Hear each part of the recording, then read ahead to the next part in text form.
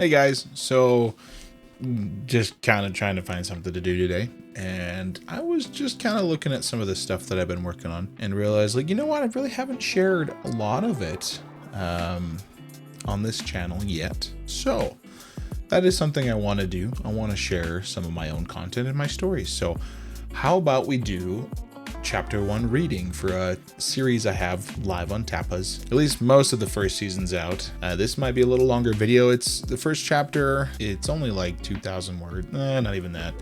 So it's like about 11 pages with a more standardized formatting. So we're going to go ahead and read it. And I'm going to do my best to be somewhat skillful in reading it. So if you guys want to, this is chapter 1 of The Tale of Blood and Souls, and this is the Aspect of the Flesh series that I'm working on. So the magic's based off of, physical body and blood and all the cool stuff there.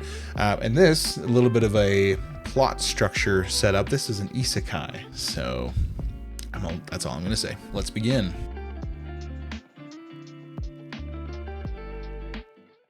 There is an inherent calmness to storm clouds. Specifically, the kind of storm clouds that billow and bulge with dark, rain-filled puffs, their skeletons illuminated by the occasional burst of lightning, punctuated by the inevitable arrival of thunder. It wasn't until the storm was directly overhead that the concept of calmness would vanish. And man, did they look beautiful. For that reason, Eric loved storm clouds, the calmness that reigned before the storm. And usually Eric had time to get behind a window to enjoy the chaos that followed. These particular clouds that were about to come crashing down over Eric and his girlfriend seemed quite overladen with water, threatening to make their drive-in movie a wet experience. Unfortunately, he hated the rain. Eric glared up at the sky. Of all days for a thunderstorm to hit. At least it smells good, Rose said, gorging down a mouthful of popcorn. I suppose, Eric smiled. I suppose. A sudden anxious feeling overcame him, and he opened the door to his pickup. I'll be right back. I want to get a drink before the movie starts. He closed the door before he could see her nod. Eric weaved his way through the other parked vehicles toward the concession stand. But before he got there, he turned to the bathroom stalls to the right of the stand. He quickly entered one and closed the door, locking it. Eric stared at the closed door and took a few deep breaths. The anxiety had waned and allowed his heart to settle. He reached into his pocket and pulled out a velvet box. He flipped it open. A beautiful diamond ring lay nestled into the slot of velvet inside, a solitaire gem set into a simple, thin, white gold band. It had taken every ounce of saved money from book deals and residuals to afford it. Today is the day, Eric thought. I hope she says yes.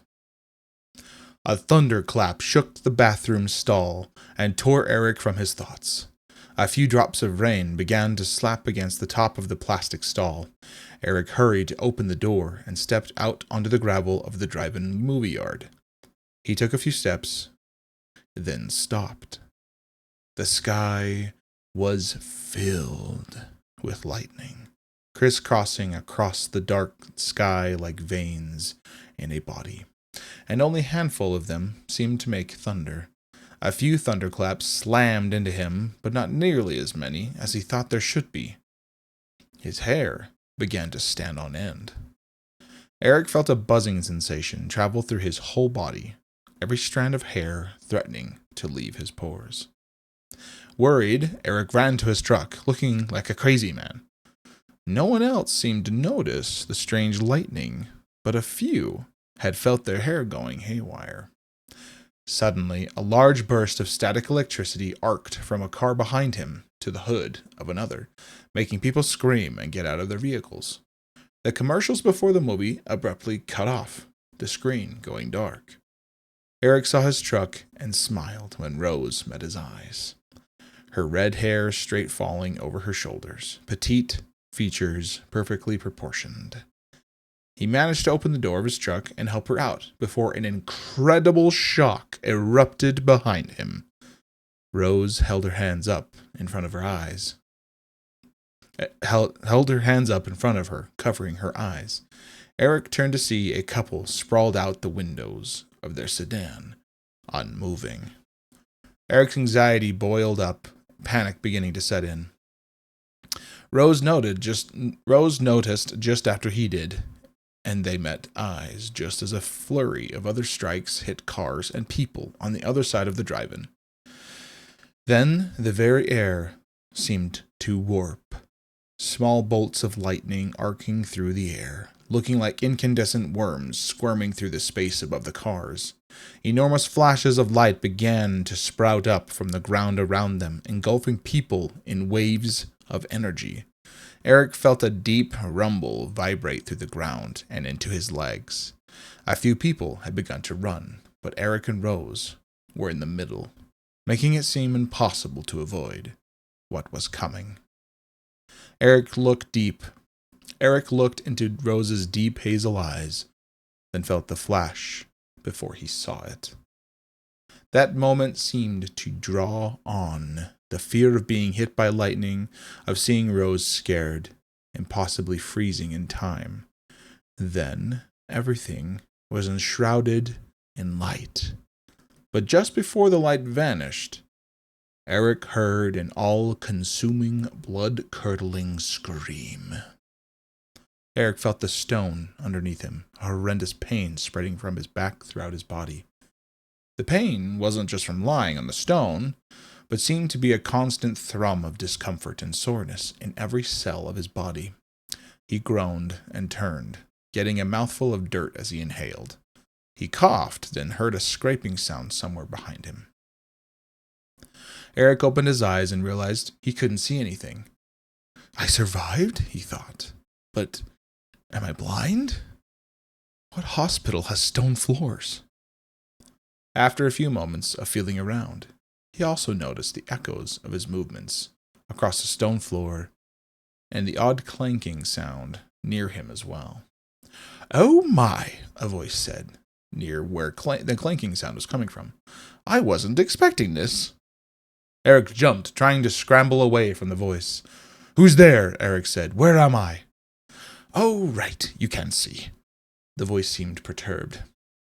A fire came alive on a mounted torch to his right, illuminating the area right around Eric, in what seemed to be a cave, but also shedding light on the person who spoke to him.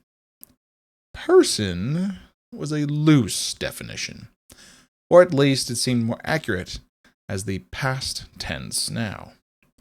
The voice was coming from a skeleton, loosely draped in brown robes. The only remnants of any kind of previous humanity were a handful of long black strands of hair still attached to the skull, and two unblinking eyes. Eric grunted out a quite unflattering babble of fearful noises and scuttered away, backing right up into the rear of the cave. Oh dear, the skeleton said, eyes fixed on him. It's the eyes, isn't it? Sorry. For some reason, everything else about me withered away centuries ago, but not the eyes. Somehow, the bones of the face smiled. Eric just stared at the skeleton, fear holding him firm in place. So, you're the first being I've seen in nearly, well, I think it's been a little over 800 years. I don't remember much anymore, or my name for that matter. Come to think of it, I don't remember why I'm here. The skeleton had begun to look around the room in confusion. You wouldn't happen to know what's the deal here, would you? Eric kept staring, unable to tear his eyes away from the floating eyeballs in the nearly empty eye sockets of the skull. Ah, the skeleton said, while clapping his bony hands together, making Eric jump. I remember! I was to remain here in the event of the vineyard's roots bumping into each other, since sometimes people get pulled over to Auron Are you from another world? This can't be happening, Eric said, then stood and did a walk around the room. Well, sorry to say, but you're here now. This world is known as Auron, a place of magic and monsters. Probably not what you're thinking, though. The skeleton continued to talk, but Eric ignored him. How do I get out of here? Eric asked himself, muttering as he went. I don't see any way this could have happened. As Eric scrambled to think, his mind progressively got more and more panicked, anxiety building. As he searched for a way out, something deep inside of him, a part that accepted this reality, began to crack. I can't be here, Eric said. I can't be here. Are you listening? The skeleton said. It's important stuff I'm telling you. I was going to propose, Eric yelled at the skeleton. The raggedy bones stepped back, surprised, its eye sockets somehow enlarging to portray surprise, which just made the eyes seem even more eerie. Eric slumped down to the ground, heart beginning to race, his proverbial cup near to filling. The skeleton hunched down and looked into Eric's eyes. I'm sorry about all of this. It's very much out of anyone's control, I think. The skeleton trailed off, finger lightly tapping his chin bone. Eric suddenly remembered the last thing he heard before coming to that cave. Is she okay? Eric asked. The skeleton said. Rose, is she okay? I heard a horrible scream before I transferred, or whatever. The skeleton stood straight, looking thoughtful. I do hate to admit, the skeleton said, but with these cross-dimensional transfers, there tends to be a tremendous amount of energy used in the process. Not all of it is consumed. Much of it is released in and around the area where it occurs. What are you saying, you bag of bones? Anger had begun to seep into Eric's voice.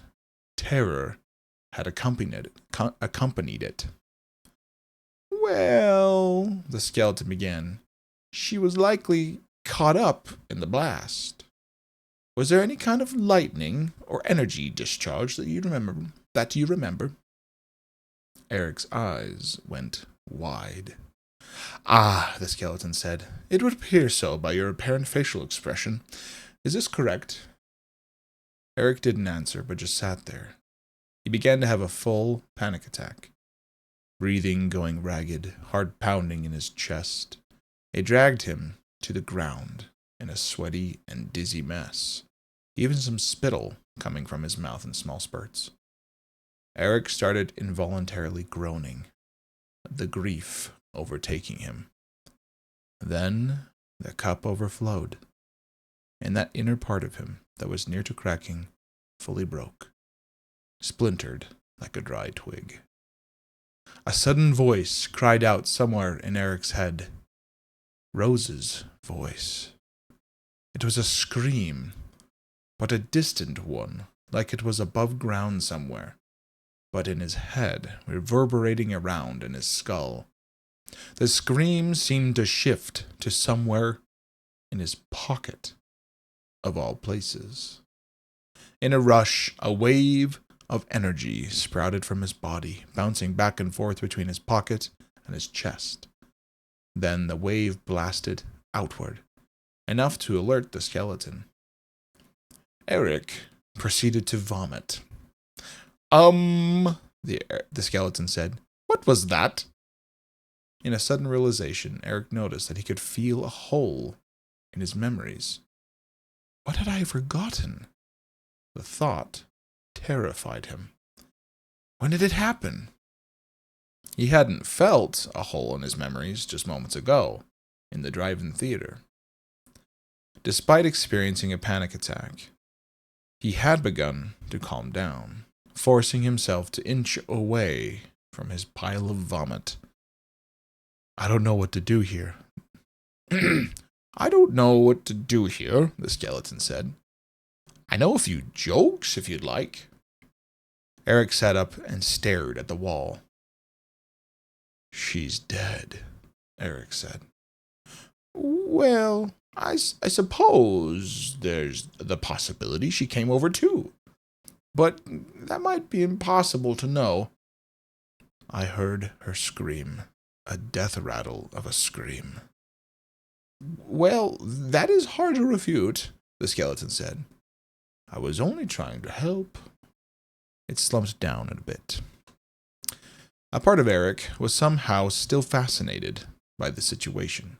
The physicist in him that wanted to know how in the hell he had gotten here.